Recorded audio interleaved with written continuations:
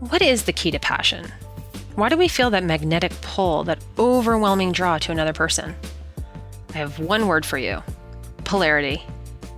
As Tony says, things in common make a relationship work, but it's the differences that spark the passion. And those differences are all about our core energies. See, we all have both masculine and feminine energy, and your leading energy reflects your inner nature and values. It's not based on gender. Women can have masculine cores and men can have feminine cores. But the more opposed the sexual energies are between two people in a relationship, the stronger that attraction will be. So many of us, though, lose that passion over time, when feminine energies put on a masculine mask, or when masculine energies wear a feminine mask. That's why, if you want to ignite that spark again in your relationship, it's absolutely key for both you and your partner to cultivate your core energy. Or if you're single and you want to attract someone of the opposite energy, you must learn how to embrace your feminine or masculine core. To learn more about the keys to polarity, and to discover if you're masculine or feminine in your own core, take our 5-minute quiz. Go to tonyrobbins.com/polarity. That's POLARICY. And take that test today.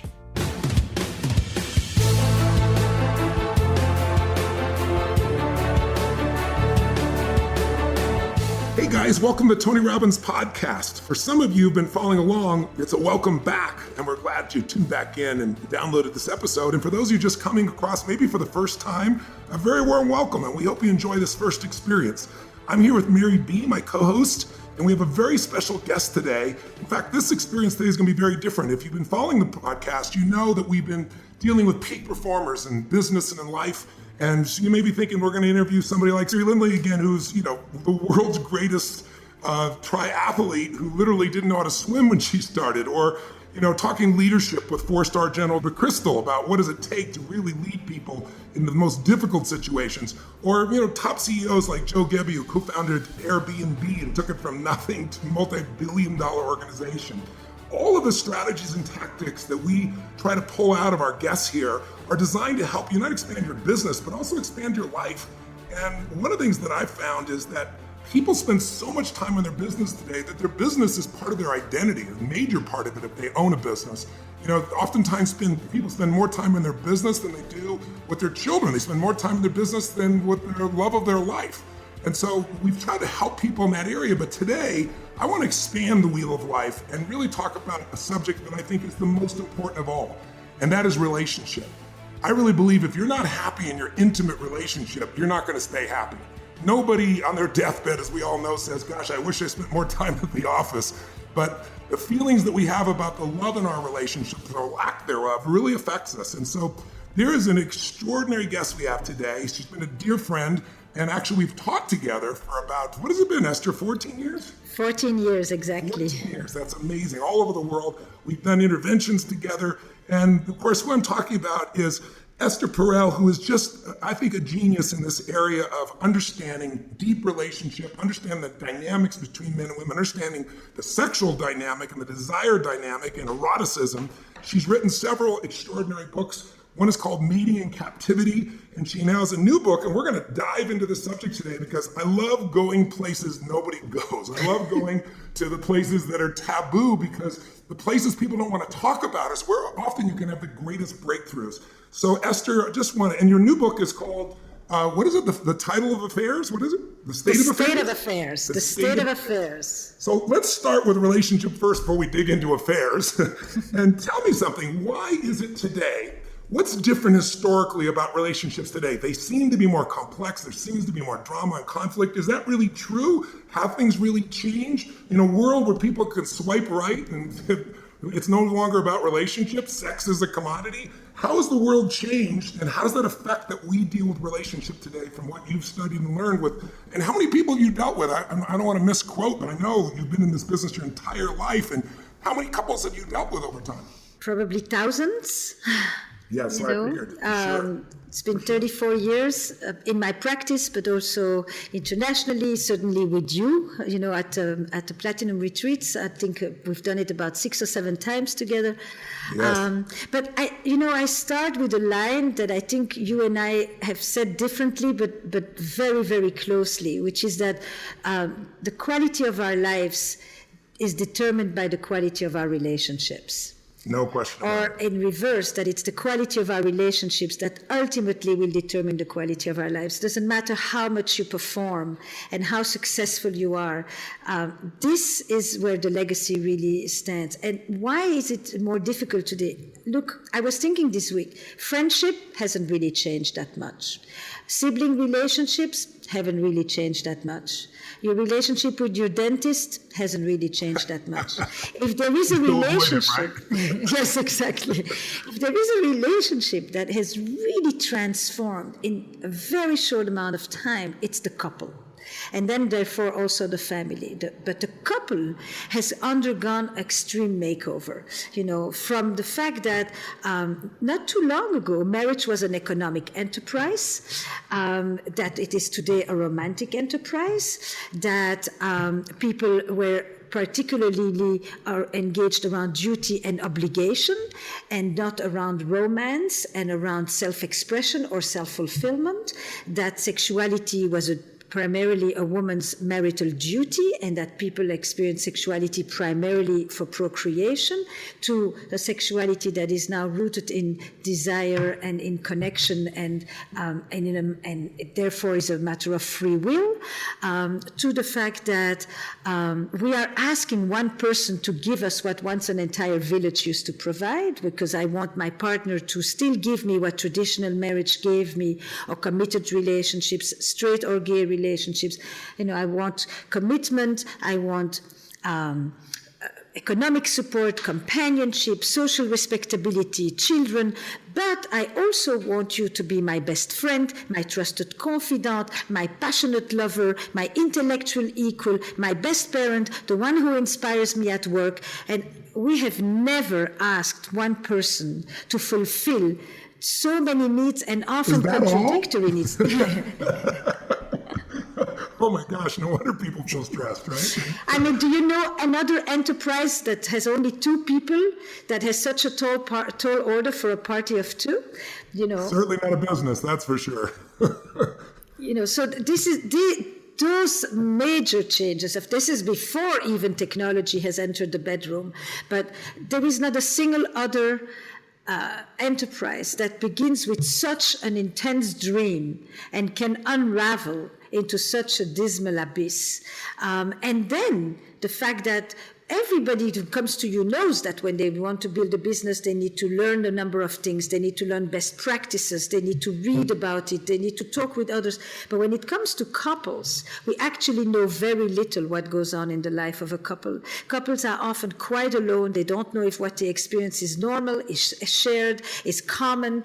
It's actually a rather shrouded environment with people who feel like they have to prove that they're doing this well and that they're perfect, but without being able to go and say, I don't know if I'm doing this right, I need help. Whereas in business, they can do it. And in their romantic lives, they don't. So they've never really studied it. There's no school for relationship. There certainly is no school for sexuality.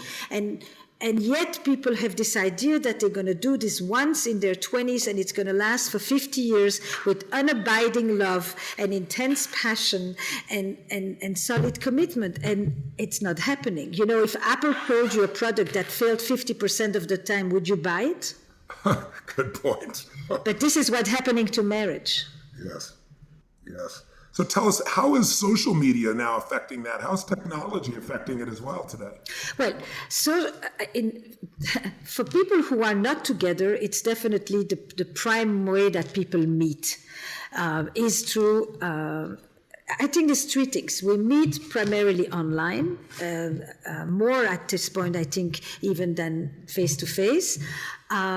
What social media has given us, and particularly what the swiping culture has given us, is a massive amount of choice. You no longer just choose between John and Philip in the village. You have thousands of people to choose from, and you feel a level of freedom that you never had, but you also have a tyranny of uncertainty and self-doubt that you've never had. How do you know this is the one when you can have 998 others who could be just as good, if not better?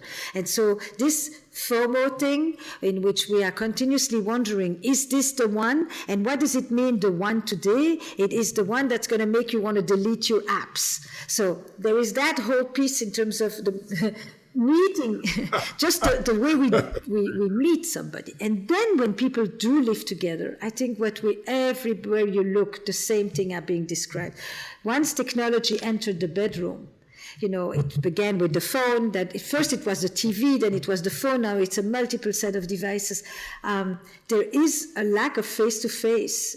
People are discussing in their relationships some of the most important issues of their lives through text. And then they are concerned that they have misunderstandings. I mean, text is not made to discuss if you're going to marry or divorce or have another child or talk truth to your mother. It's crazy. I was with somebody just recently. Actually, a gentleman was cutting my hair, and there was a woman beside him, and she was talking about how she left a message for her boyfriend saying that they wanted to see other people. It was the first initial communication of this, and she couldn't understand why he was so upset. They had not had this conversation in person. It's pretty wild. What do you think is the biggest mistake that couples make today in this new environment where they expect everything and they expect their partner to be everything, and then often find themselves disappointed by creating an impossible task that they couldn't even meet for their own partner? Right. Look, I think that one of the strange things in our Western culture at this point is that romantic love has supplanted religion as the area where men and women seek meaning, transcendence, wholeness, and ecstasy. And so when we talk about a soulmate, we seem to have mixed up the spiritual and the relational as if they're one and the same. And this kind of perfection that we long to experience in our earthly love, it used to be sought in the divine, not on earth. So this notion that you are going to make me feel good about myself, that I am going to be happy when I wake up next to you, that I bring to my relationships a kind of consumer mentality, right? Where is my ROI? Where this is not a deal that I signed up for. I'm not getting my needs met. It becomes a kind of we talk more and more about love as a kind of a permanent state of enthusiasm rather than a verb. And it's a verb. It's an action that you practice throughout your life. You fail, you do mistakes, you betray, you lie, you do all kinds of things, and then you stand up again and you continue. And that sense of resilience is not necessarily as much there. And I think the big issue for me when I think of couples today is really, I've often used that metaphor because it's so clear to me. It's like there's one thing to see couples that are not dead, and there's another thing to see couples that are alive. Yes. And that sense of aliveness, of vitality that we yearn for is something that people need to cultivate, I asked almost 100 people, do you know a couple that inspires you, that you think has a spark? Now, look at what you did. You just told me about the general, and you told me about the triathlete, and you told me about the business person. Everybody in those areas can instantly name someone that inspires them, that they would like to look to, that they would like to learn from. If you ask people if they know couples that inspire them, the vast majority can't come up with anyone, maybe one. That's the sad state of affairs. If you want to talk state of affairs, that's probably the most sad part. Yes. It's like, what? I mean, you know so many musicians, so many business people, but when I ask you about the most difficult and the most important thing that you're doing in your life, you're telling me that you have no models? Yeah, it's so true. It's so true. And, people are operating like their relationship is a business, like you said. They go in and they're trying to figure out what they can get. And anybody who does that in business fails in business too. The only way you succeed in business is you become obsessed with falling in love with your customer, with your client. And you don't want to make them a satisfied customer. You want to make them a raving fan. And nothing could be more true in an intimate relationship. But to do that, you've got to constantly looking at, what am I here to give? How can I light them up? That's what people do in the beginning of a relationship. And then at some point, 7 days, 7 months, 7 years, 70 years later, they walk in and they're constantly focusing on what am I getting or not, as opposed to what can I give that'll light my partner up? And that's what lights me up. What makes that change in people? What shifts us from wanting to be the giver and pour our love into someone to sitting around expecting or evaluating what we're not getting? So it's two-part, and I think it goes very closely to what you do as well. The first thing is I meet you, and when the people tell you, at meeting the right person, they're constantly wanting to meet the right person. And I'm also often asking them, and who is the person you want to be? Yes, me too. This notion that you're going to find the one that's going to fill you up, the one that's going to quieten all your inner rumblings, the one that's going to, lift you and so forth, rather than what is it that you're going to do. And so in the reverse, it's true when you work with couples, and certainly in therapy or any coaching, is that you basically tell them the day you come in here, because, people come to couples therapy generally to tell you what they know is wrong with their partner and then to say, fix it. Put you in a unique position. I have never heard a person come to couples therapy and say, I came to look at what I do, how I make messes. They come to tell you that they have an expertise on describing you the messes of the other, and they'll say, I'll assist you in fixing my partner. And like you, I say, things will begin to change when you start to look at yourself, what you do, what you take responsibility for, because the minute you start to take responsibility, you will experience power and freedom. And so to turn that around is unbelievably difficult. This notion that you are responsible for my happiness, I am miserable because of you, and then I need you to change. Since you don't change, I become more angry and more resentful. And then the more resentful I become, the less you're changing. And then the less you're changing and the more resentful I become. And we are in this loop together, rather than me basically saying, what can I do here to make things better, and to do it non-contingent? I'm going to do it because I think it's the right thing to do for what I want, rather than say, I'm going to sit here, passively stew, and wait for you to be the one to change, to do this first step. And that piece of work, which I watch you do all the time, I just told you I watched your movie again, and it's just like it's not just that you empower, you actually tell people there is power in responsibility.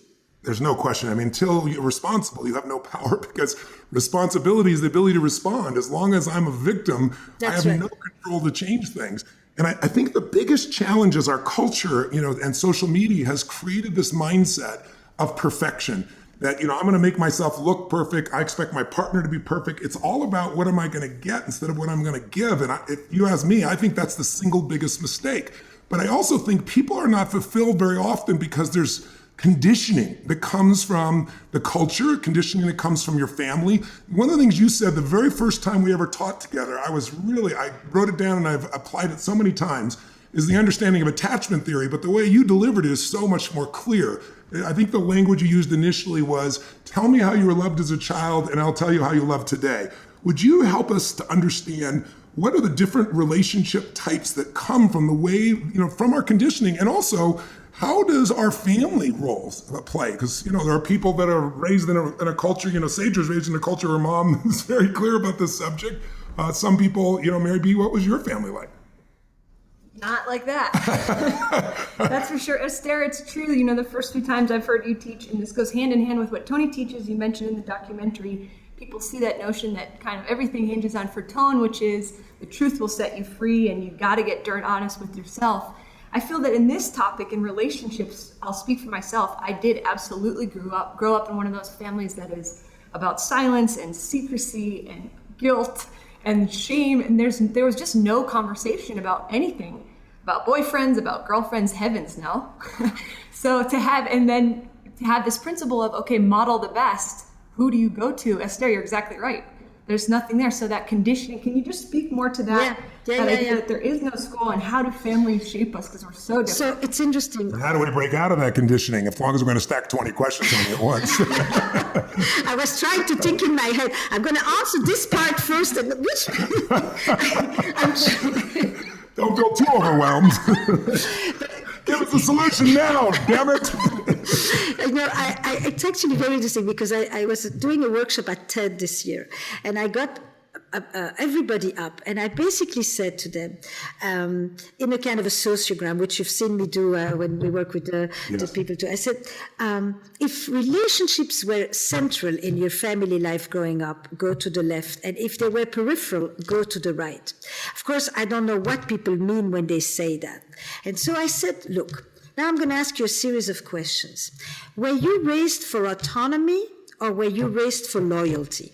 Were you told you should count on yourself. You should rely on you. If you have an issue, what is it that you can do? Or were you raised on who can help you?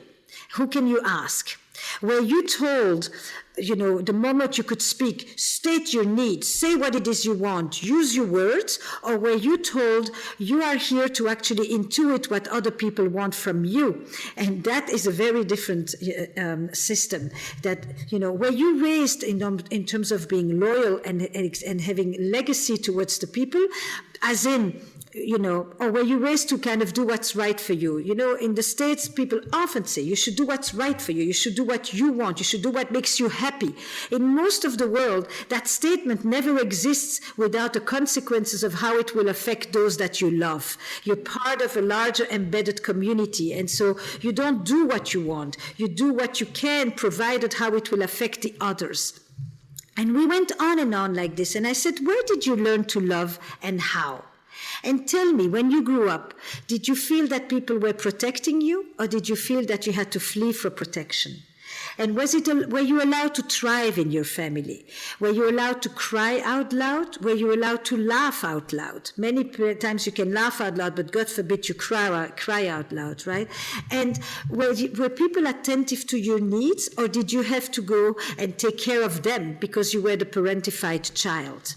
And were you touched? Were you rocked? Were you sued?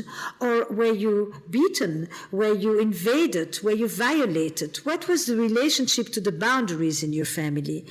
And were you, as a child, only allowed to be seen and not to be heard? Or what was the place of the child in the family?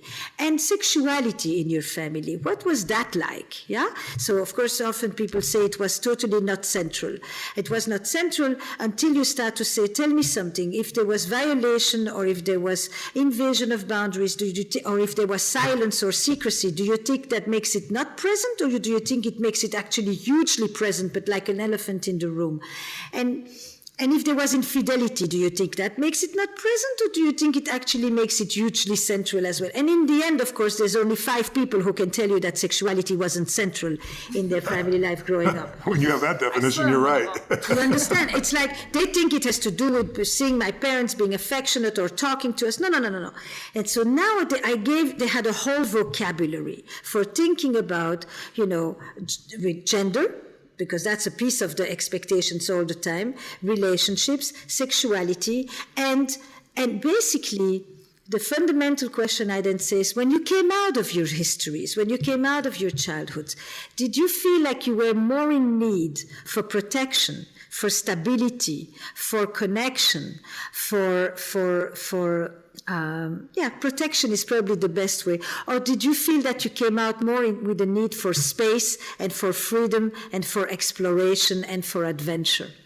Because we both have those needs. We all need security and adventure. We all need to be able to explore, and we need to be able to experience stability and safety.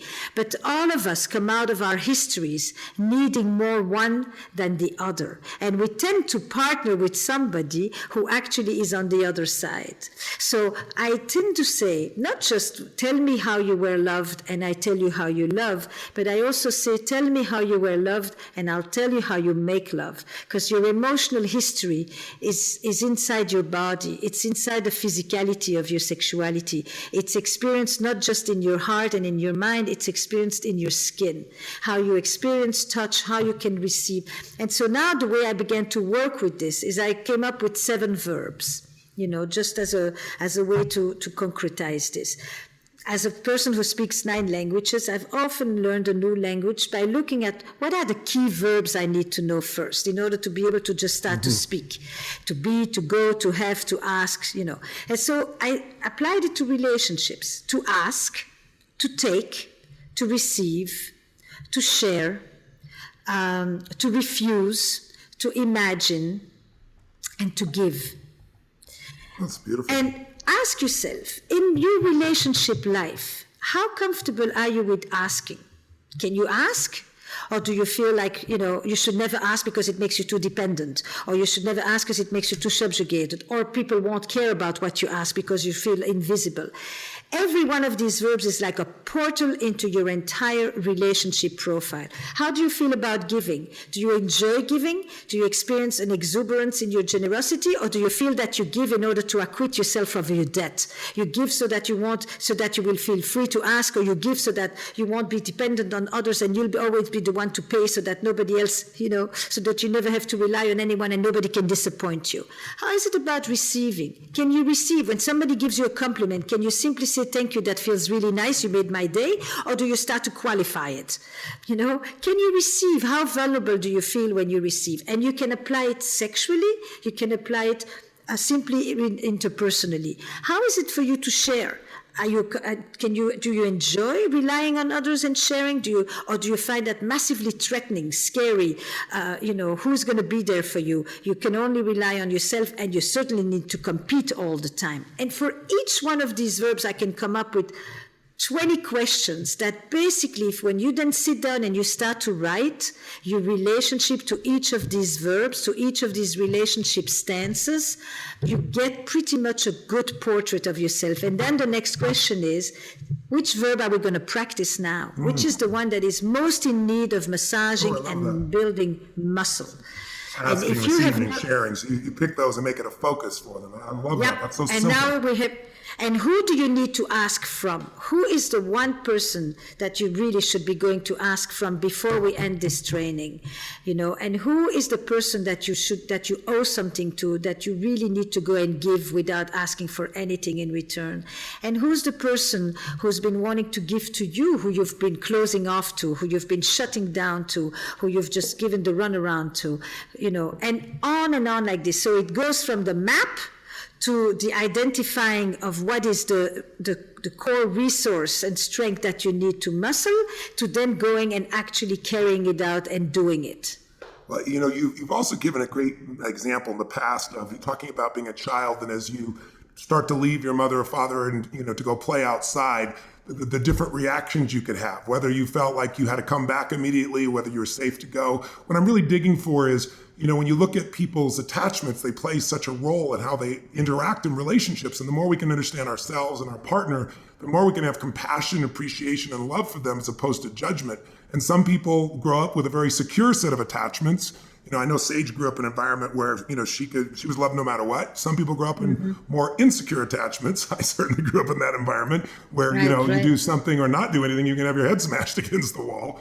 So it's from the very person you love. So it's very different. And some people in between. Can you explain so those people could kind of take a look at themselves and how that plays out, how they interact in relationships, whether they're secure in their original attachments or unsecure in between, and also how they could be able to understand and appreciate their partner more and help their partner more, because people tend to, in my experience, find somebody of almost an opposite attachment. Not always. Exactly. I mean, it's a lot easier if you have two people in a secure attachment. Let's not forget the avoidance. Yes, thank you very much. Yes.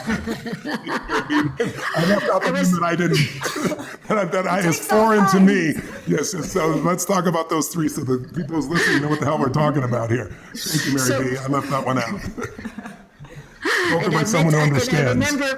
I remember meeting Sage parents. So, I'm going to give you a tiny bit in terms of the attachment maps, and then I'm going to give you the maps that I use just because they're the ones that I work with personally. So when we talk about attachments, we tend to define them in 3 or 4 major categories. There is a secure attachment, there is an ambivalent attachment, there is an insecure attachment, and there is an anxious attachment. But what they all talk about is really what is the relationship very early on, in terms of your ability to be able to rely on someone who pays attention to your needs, to your distress, to your joy, to your expressions, and is able to respond to it appropriately without neglect, without overemphasis on themselves, without pretending that it is for you, but it's actually for them. You know, the secure attachment is one in which you have a kind of a fluid relationship between I feel solid, I can rely on you, I can lean on you, and I can leave you, and you won't fall apart either. And I feel very good in experiencing the anchor and the exploration, the secure base and the discoveries that I do away from you.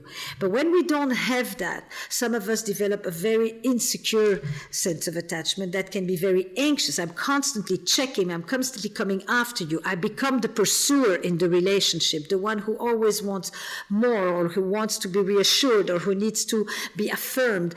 And then you have the withholder, and the withholder is often described as the person who will avoid conflict or who will avoid closeness, who is afraid of being invaded, but also who has learned to not come too close so that they won't be disappointed. You see, I think that what is very important to know is that our attachment style of today is often a defense that was adaptive in the moment that we were experiencing it. If you were beaten, and if you experienced violence like I know you did, and you learned to shut down and to guard yourself and to avoid, it was adaptive. It wasn't a problem.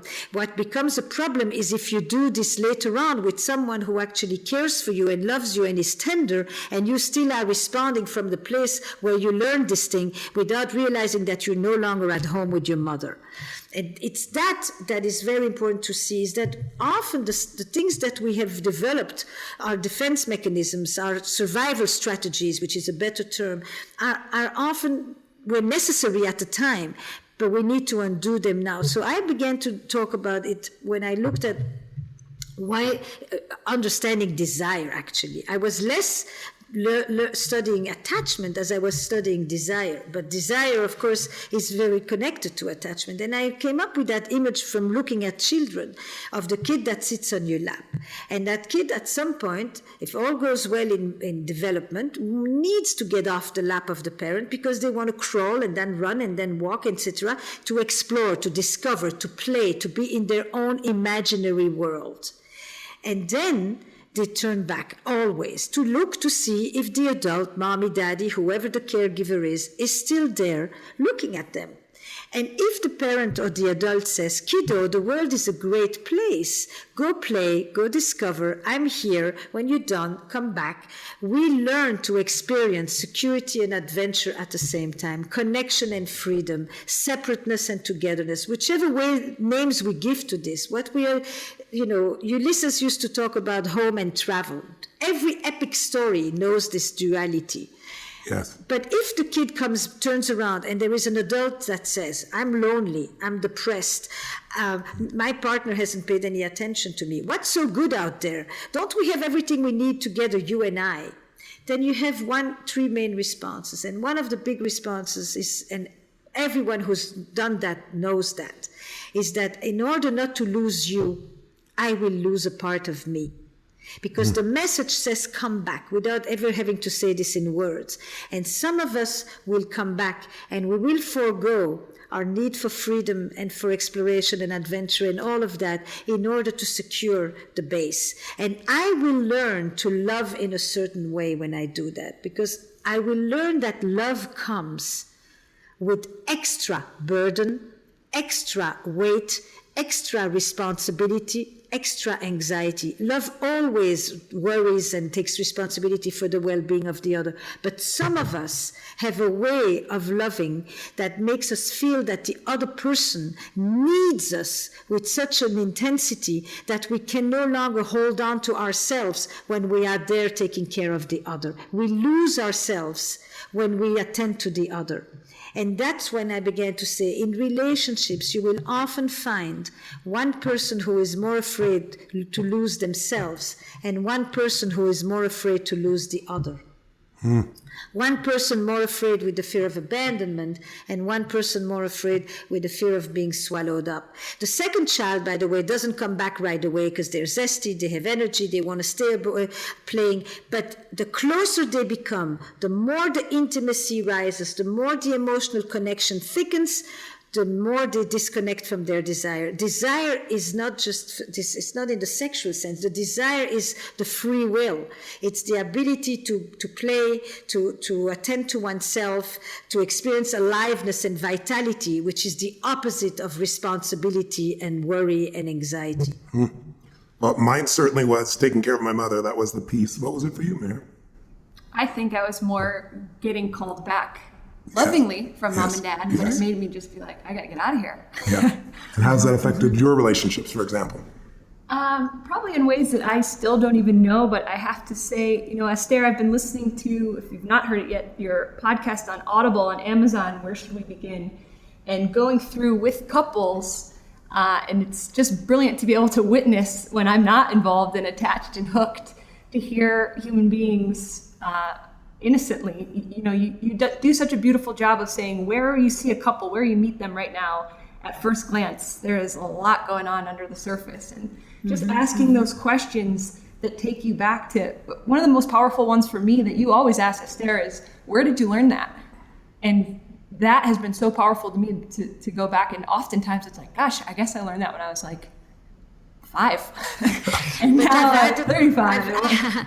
So I've added 2 questions from there that actually I attribute to my colleague Terry Real, which is not just where did you learn that, who did this to you, or who did you see do this? When I'm dealing with people who are grandiose, who are contemptuous, who put the other one down, who are dismissive, who really don't respond to the needs of another, who have no empathy, who are constantly, you know, you tell something and they come back and they up you because their issue is always bigger and more important, their complaint precedes yours, the whole bit. It's, you know, or certainly if they are violent in whatever violent way that they are, it's who did this to you? Who put you down like this? Who shrunk you like that? And who did you see do this?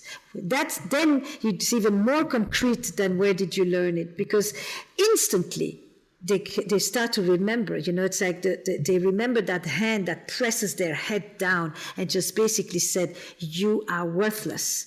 And then they can make other people feel worthless. And by the way, while they're doing this at home, they can be utterly charming to their customers. Crazy. Right? So I always say to them, you know, if you treated your partner like you treat your clients, your marriage would be doing quite well. You know, but you're charming here and you bring the leftovers there. You know, you treat your partner, you know, subpar. And it is not okay.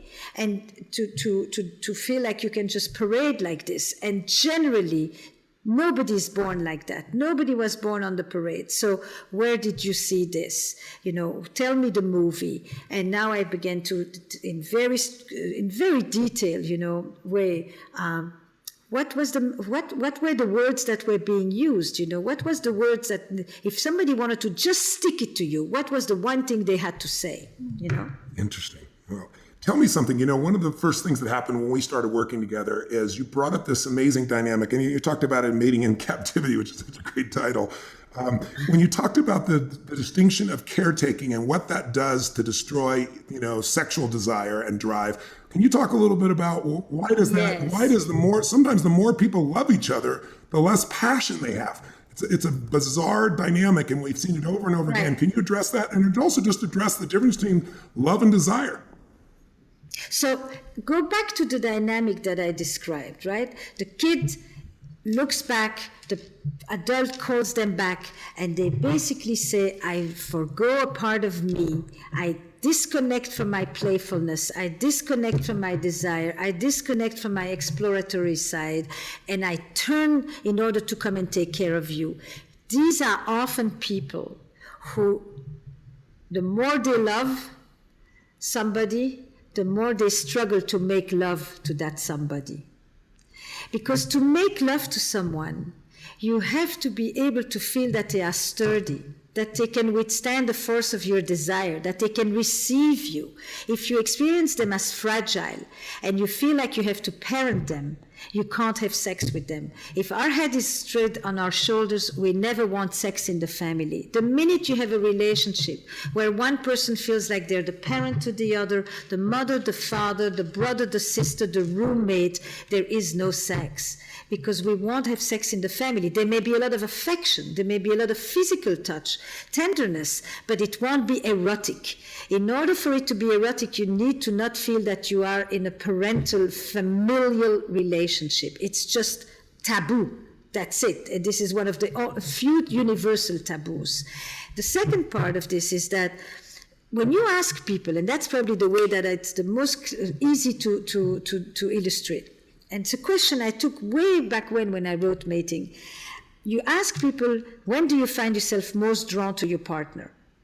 And they will systematically tell you one of 4 answers. But the first one is, I'm drawn to my partner, which is not the same as sexually attracted, when my partner is in their element, when they're doing something they're passionate about, when they're in the studio, on the horse, on the motorcycle, on the ski slope, on stage, when they are radiant, which is a word I know you often use, because it means they're inside their own life, they're inside their passion, they don't need me. They are self-sufficient. And when they don't need me, it means I don't have to take care of them. And if I don't have to take care of them, then it means I can desire them. It's simply like that. Every woman will tell you that she knows the difference when her partner, female or male partner, wants her or needs her. If the partner needs her, she can be sweet, she can take care, but she will never be turned on. If he wants her or she wants her, she will respond from the place of somebody that is confident, desires me. The biggest turn on is confidence worldwide. No matter how it looks, the word behind it is confidence. And if I have to take care of you, I can't let go. It's, the game you play on the beach where you fall back and somebody holds you. Yeah. To have sex is to surrender. To surrender, you have to feel that you can fall on somebody and they will receive you and enjoy it. If you feel like they are scared, they are threatened, or you have to worry about them, you can't let go. Why do guys in straight couples always tell you, nothing turns me on more than to see her turned on? Because if she's turned on and she's liking it, he doesn't have to worry about being predatory. He knows she's into it. If she's into it and she's enjoying it, then we are in the realm of pleasure. We're not in the realm of violence. And why does the woman never say what turns me most is to see him turned on, but she says what turns me turn on the most is to be the turn on? Is because if she's busy with her own erotic self, then she knows she's not in the role of caretaking. She's not responsible for anybody else's well-being, and for once she can actually focus on herself. And those 2 things, the predatory fear for the man and the burden of responsibility and caretaking for the woman, are the things that you need to let go of. Both of them, the opposite of which are you take care of somebody. So when I say love and desire, they relate and they also conflict. What I'm saying is that love wants to contract the distance. It wants to neutralize the tensions. It wants to know the beloved. It needs absolute trust. Desire needs mystery. Desire needs an other. It needs that other person that I'm looking there, that is radiant, that is in their element, that I'm curious about, that I momentarily am once again not sure that I know them, because who is that person sitting at the piano? They're completely rapt, and you are drawn to that other person that is not an extension of you, that you don't feel responsible for, and now you can freely want them, desire them, be attracted to them, and reach out to them. So desire needs, I would always say that love works very hard to close the gap that then desire needs to open up again. You need to have a bridge to cross and somebody to visit on the other side. Call me into your red light district, invite me. And I need to be, and that invitation, that motion is the desire, is I want to come and see who is this person, what's in there, and that curiosity is the essential ingredient of desire. And you can't be curious when you are not safe. You need the safety, you need to feel Yes, basically, you need to not be anxious in order to be curious. And so you can't feel responsible, too. I mean, it's a sense of responsibility that Exactly. often kills the desire, because it brings out a different part of you. It brings out the mother or the father. That's right. As the brother or the sister or whatever. Someone's going to take care of someone as opposed to someone that you're going to literally enter another world with and, enter a new part of yourself with. Is this why so many women, most men are surprised in seminars when I'll ask women what's their greatest fantasy, and like husbands will find out their wife will say being taken by a stranger. Of course, the bad boy. And why the bad boy? Because the bad boy you don't have to worry about taking care of. You don't have to worry about hurting his feelings, right? That's right. So you can surrender. Is that right? Yes, completely. The bad boy takes perfectly good care of himself. Thank you. Right. So you can be whatever you want to be, do whatever you want to do, and you don't have to worry about it. Exactly. That's it. You don't. When the bad boy says, "How was it?" he wants to know how was it for you. When the other partner asks her, "How was it?" what he wants to know is, "How was I?" Right. And he's asking for reassurance. And if he's asking for reassurance, she will mother him. And if she mothers him, she will love him, but she won't necessarily desire him. Wow. How do happens? couples that love each other so much, because I've seen this so many times, they have so much love for each other, but they're constantly looking out for each other, constantly caretaking. How do they break out of that? What would be an exercise or an assignment you'd give a couple to kind of break out of that and come back to where they can find curiosity and mystery and where they're not caretaking? Because it comes from such a positive intent. You see couples that have been together 20, 30 years, and most of them don't have that passion anymore. They've settled for something less. And then you find those exceptions. Bonnie Pearl and I have a dear couple friend that just yesterday celebrated their 60th wedding anniversary, and they're passionate for each other. They grab each other, love each other, make love. It's just a beautiful thing at this stage of life in their 90s, 80s, and 90s. What would be an assignment? What would be someone's listening right now going, man, I love my partner so much, but we don't have enough passion. What would be your, assignment, your approach to helping them to reignite this again? So there's a few different things that I would do. And by the way, I think that when people say we don't have enough passion, that they tell it to you 6 months to 2 years into it. It's not necessarily 20 years. The ones who have it, and the ones who lose it often lose it very early or lose it right after the kids, when they do become family. If they have little children, I say to them, tell me something. Do you have, when you go out, a curfew? Do you always have to come home because the babysitter, because the kids? Because can you find a way, even if it's every 3 months, I don't care. Can you find a way where you can go out without having to come home at a certain time? When's the last time that you felt unbounded? That you felt that you were on an adventure and you didn't have to be the responsible parents on a date night out? Okay? Just where you can, and maybe stay up till 4 o'clock in the morning. Do you know, when you do this every once in a while, you really feel young. You just do. You feel like you're not being responsible citizen. You feel like you're not accountable. You just let go. It has nothing to do with how much you drink. It just has to do with the fact that there is no curfew responsibility on you at that moment. So I highly work with people on, the day of non-responsibility. You make sure that your kiddos and your whole family and your business and everything is taken care of. Second, I say, when's the last time you actually stayed in bed in the morning, not because you had a fever? I mean, it's everything that has to do with breaking rules and with playing hooky and with being naughty, because all of those things, that playfulness, which children know. I mean, the kids who play feel great, but the kids who play and are naughty in the middle of it because they entered a place where they were not supposed to go, they feel on top of the world. There is something about breaking rules that make you feel like you are really in touch with freedom and with your free will. And that energizes people. That is erotic. That makes you feel alive and vibrant and vital. So the whole gamut of breaking rules, I look at their lives, I see places, and I say, you see that thing? I want you, that rule that you put for yourself, I want you to break it. And I go for the breaking of the rules. So that is a major piece of the work I do with them. Then the second one I often do is which is a very sweet one, but one that can really reconnect people with the playfulness, because for me to get to the passion, you have to connect to the playfulness.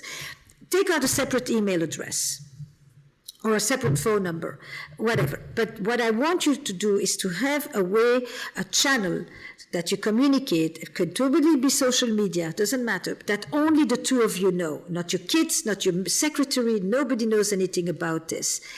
And you're not allowed to talk about Management Inc. You're not allowed to talk about anything that has to do with the shopping and the kids and the holidays and nothing. It's just a place for the lovers. You still are lovers, and you need a place where that is protected and where you only speak to each other from that place. You can send song, music, poetry, pictures, whatever you want. You're talking to your lover. You're not talking to the mother of your children or your wife or your business partner. That segregating of the erotic becomes very, very important as well. So I like to do that with them. I think anything that breeds novelty breeds testosterone. Most of the couples who are comfortable tend to do the same old because they enjoy it. And it's really nice. There's nothing wrong with doing the same old and going back to the same places and appreciating that. But it doesn't create any edge. If you want passion, you need unknown, mystery, transcendence, imagination, curiosity. It's those parts. And that means you need to do something that you haven't done. So I want you to take your partner, you're in charge of the weekend. Nothing brings us more joy than somebody who surprises us, unless we have a history of trauma. Then we don't like surprises. But otherwise, take your partner, blindfold them or not, pack their suitcase and take them, even if it's around the corner to someone else's place. If you don't have a penny, it doesn't make a difference. And don't tell them anything that's going to happen next. They're in your hands, they're in your hands. Everybody remembers as a kid walking with someone that holds your hand and you have to close your eyes and you have to trust that they're not going to bump you into other people. It's one of the favorite games we played. So anything having to do with novelty, with surprise, with protecting an erotic space, all of those things is where people will reconnect sexually. I want you to make love with your clothes on. Most people, after they are together, first they undress, then they go into the bed, and then they start to do the deeds. Many people remember that when they think about moments of passion, they think about making out, actually. They think about tearing each other's clothes off as well. But a lot of it is actually, it's everything the before. It's the uncertainty. Will it happen? Won't it happen? Where is this going? I want you to go and set the room up, create an environment, and just to everything that you don't typically do. If typically you first undress, then you go to bed, don't ever take your clothes off. Just play with the parts of you that you have completely left out. And the reason it became so clear to me is because now that I've written and worked on infidelity for all these years, everybody was talking about reconnecting with the lost parts of themselves. And that's really what people often are looking for in a relationship, aren't they? Yep. And so the lost parts of yourself, they are all around your house. Just go there. Don't just go for the sure bet because it works. Because in passion, what works is a disaster. So what did you think? What resonated with you? This is just part 1 of the discussion between Tony, Mary B, and Esther. Check back with us for part 2 when Tony and Esther delve into more issues surrounding relationships and intimacy, including one of the most complex and perplexing questions: why people cheat. The Tony Robbins podcast is directed and hosted by Tony Robbins and Mary Buckheit. Carrie Song is our executive producer. Strategy and distribution by Anna Jorg and Tyler Culbertson. Jamie Carvajal and Adriel De La Torre are our digital editors. Copyright Robbins Research International.